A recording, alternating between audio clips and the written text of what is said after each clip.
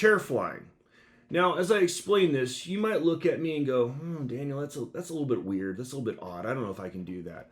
But I'm going to tell you, it is one of the best things you can do to accelerate your training and also make you more comfortable and confident in the airplane. And in the end, it's going to save you a ton of money. So what is chair flying? Chair flying is basically just sitting down, visualizing yourself in the cockpit, performing the tasks that you have learned. So what do?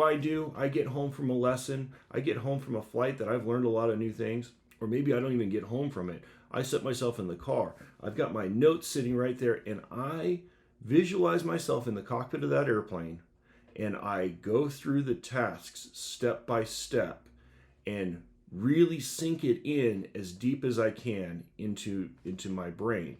You go, gosh, that seems awfully hokey. Well, I'm going to tell you, some of the best pilots in the world, you'll see them do this before their flight. And how do I know that? Go to an air show. Go out and watch the acro pilots.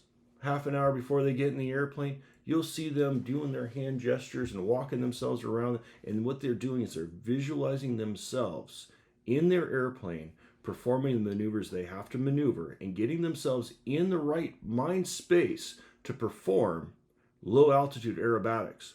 So if it's good enough for those guys, doggone it, it's good enough for me.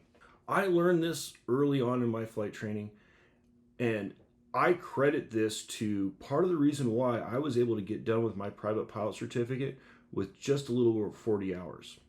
I was one of those folks that I couldn't afford to fly very often. I was working, 40, 50 hours to get 1 hour of flight time in. And this really accelerated it because though I wasn't flying as often as I would like to fly, in my mind, I was in the cockpit every day working through this. One of the other things that I did a lot when I was learning how to fly and I was growing as a pilot is when I was commuting to and from work. I would sit there in the car and I'd turn the radio off and I would have two-way radio communication with air traffic control to myself. And I would just go through the whole lesson, the whole flight. Okay, I'm going to pick up ATIS, and ATIS today is this, and I expect this is the way that they're going to, the ATIS transmission is going to be.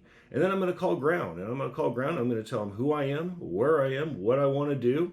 And then from there, I go out and I do my run-up. I'm going to get through all that stuff, and then I'm going to pull up to the hold short line, and I'm going to call tower, and I'm going to tell them this is what I want to do. These are the possible things I think they might read back to me. And then I'm going to read them back to them. Take off, climb out. Okay, I'm going to call approach. This is how I'm going to talk to approach. This is how I expect them to talk back to me. And these are the options through that. And I'll tell you what, just those little things, and again, doesn't cost you anything. When I haven't flown an airplane in a while, and a lot of times I'll get into an airplane, maybe a single seat airplane, there's no way to get training on it.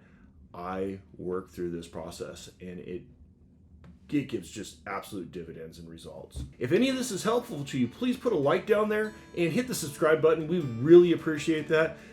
We're growing our little YouTube channel. We want to see you be successful, and we'd love to see if this is helpful to you. So again, like, subscribe, and actually comment too, so that maybe we can make better content for you.